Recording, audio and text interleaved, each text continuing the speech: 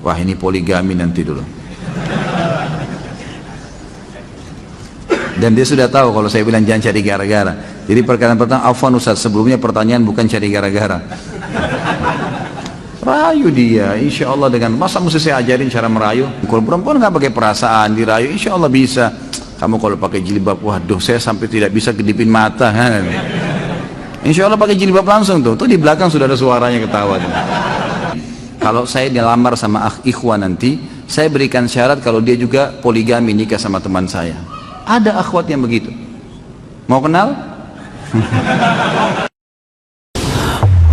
Allahu Akbar, Allahu Akbar. Ustaz, saya bosan dan bingung. Begini Ustaz, saya tinggal di lingkungan keluarga yang belum sunnah. Andai bisa pergi, saya ingin pergi, namun punya tanggung jawab keluarga. Keluarga didakwahin, diajak sunnah, nggak mau. Istri sudah berkerudung, suruh berjilbab yang syar'i, nggak mau. Suruh baca Al-Quran, anggot-anggotan. Dibangunin sholat malam, males. Mertua diajak sholat berjamaah, susah. Penghasilan saya masih belum halal. Mau keluar diberatin, suruh jangan keluar. Mau makan apa ntar? Mau minggat, kasihan sama anak. Mohon penjelasannya.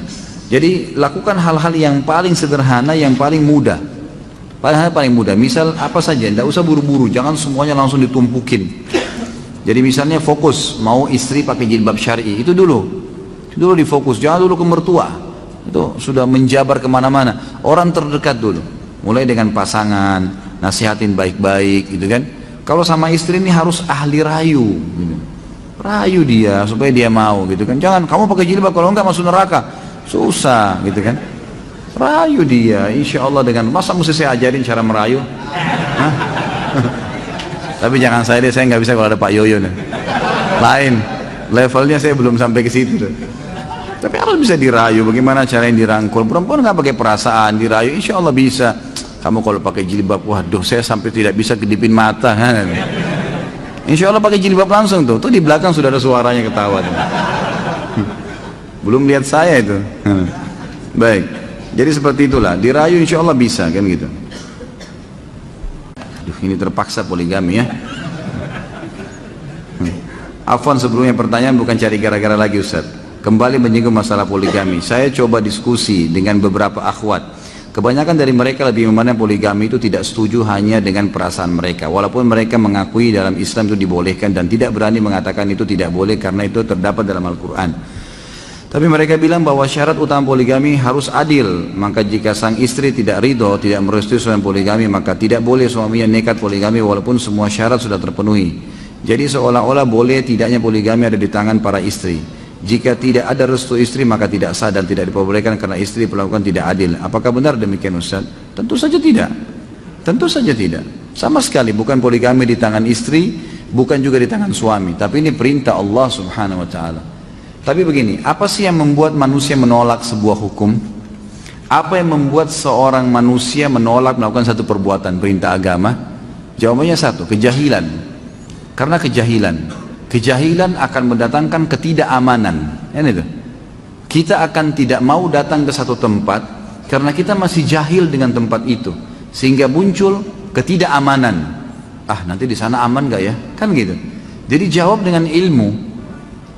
Kalau seorang muslim, saya sudah bilang mau poligami, itu program, harus programin. Kita punya satu perusahaan mau buka cabang perusahaan lain, harus punya planning, program, bukanya nanti kapan, apa langkah-langkahnya, itu dilakukan dari sekarang. Target saya poligami 3 tahun, 2 tahun lagi, maka apa yang saya harus lakukan? 1, 2, 3, 4, 5, gulirkan tuh gitu kan, dengan bertahap, dengan cara-cara syar'i, dengan berdoa, insya Allah bisa dengan izin Allah Subhanahu wa ta'ala. Tentu yang membuat tadi perempuan kenapa menolak, karena masalah masih jahilnya dengan masalah poligami, seakan-akan poligami cuma maslahat bagi laki-laki gitu kan. Coba antum kumpulin artikel-artikel, semua manfaat-manfaatnya, dibaca, antum sendiri kayakan dulu informasi, baru kemudian jelaskan, baru kemudian ajak, baru kemudian lihatkan fakta-faktanya, bagaimana mereka bisa menerima gitu. Seperti itulah, berikan penjelasan, dan itu dijadikan sebagai pembicaraan yang biasa sekali pada saat menyampaikan. Dan itu digulirkan, selain daripada itu ikhlaskan niat, insya Allah akan bisa gitu kan, insya Allah akan bisa. Saya sampai hari ini ya, kalau saya lagi bicara dengan istri saya, alhamdulillah malah saya yang ditanya, Ada satu akhwat yang sempat hubungin dia, kemudian minta, bisa nggak Ustaz Khalid menikah dengan saya? Ini bahasa dari akhwat itu. Kemudian istri saya yang minta istri saya bicara sama saya sambil duduk. Ini ada berita begini-begini. Sampai saya bilang, udah, saya sekarang masih belum ada hajat, insya Allah nanti. Saya sekarang akan buat planning dulu, saya ingin cetak buku-buku saya, ingin supaya usaha ini jalan, saya akan melangkah ke sana. Karena dari awal sudah saya jelaskan, konsep hidup saya adalah poligami. Saya akan sempurnakan dengan izin Allah, gitu kan? Tapi dengan cara syar'i, tidak ada sembunyi, nggak ada sesuatu yang transparan. Istrinya sudah tahu semua kalau saya tidak ada yang tersembunyi. Semua A, B, B semua jelas dari awal. Jadi mereka tidak tahu tidak ada main-main di belakang itu semua. Tapi subhanallah, karena dia tahu prinsip saya itu dan saya juga sudah punya planning ke situ, maka hampir setiap saat dia bicara sama saya, malah dia yang bicara, gitu kan? Malah dia yang bicara, meminta kesian, ini sudah minta, tidak apa-apa, melangkah aja, saya temanin ya, gitu. Bahasanya begitu. Tapi jangan cemburu ya, yang belum. Ini saya bahasakan, artinya ada begitu. Saya dihubungin oleh seorang akhwat kita, semoga Allah jaga, masih gadis ya. Dia tinggal di daerah Bekasi dan sempat memberitakan ke saya, Ustaz, apa hukumnya kalau saya dilamar sama ikhwan nanti, saya berikan syarat kalau dia juga poligami, nikah sama teman saya. Ada akhwat yang begitu. Mau kenal? Langsung senyum semua. Nggak bisa. Nanti orang khusus yang saya kenalkan nanti.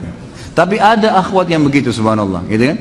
Jadi satu sisi ada akhwat yang begini, oh nggak bisa, harus adil, dia nolak. Satu sisi ada akhwat yang luar biasa. Bahkan dia sebelum nikah dia sudah minta untuk itu. Ada, saya pernah ceritakan ini sebagai penutup, akhwat di Makassar, saya kira ikhwah, SMS ke saya, Ustaz, apa hukumnya kalau seorang laki-laki menikahi 3 wanita sekaligus? Ini saya ceritakan karena di sini kan dikasih contoh akhwat banyak yang nolak, gitu kan? Saya ceritakan sisi lain, ternyata di alam kita ini ada orang yang menerima hukum Allah, bahkan mereka banyak komunitasnya, gitu kan? Di Saudi itu sampai yang mengadakan seminar poligami para akhwat-akhwat, ada sama saya cuplikannya tapi dalam bahasa Arab mereka ngomong, gitu kan? Nah di sini dia SMS saya, dia bilang, Ustaz, apa hukumnya seorang laki-laki mengkhidbah 3 wanita sekaligus? Saya bilang, hukumnya boleh secara syar'i, hukum. Dia akad pertama, kemudian dia pindah akad kedua, akad ketiga, itu boleh saja. Terus selesai SMS, saya penasaran, saya tiba-tiba terlintas tanya, kenapa akhi bertanya begitu? Mungkin ada sesuatu hukum yang mau di follow up setelah itu.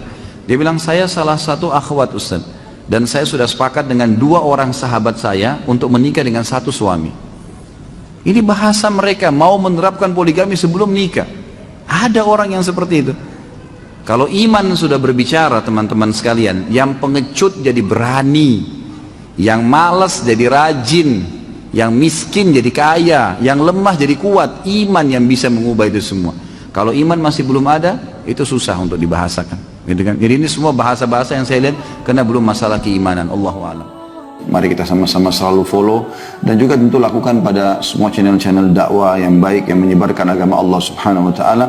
Karena hak itu, kebenaran, bila dijunjung tinggi dan dipertahankan, tentu batil akan hilang. Namun kalau kita tidak bekerja sama dalam mendukung kebenaran, maka otomatis kebatilan akan merajalela.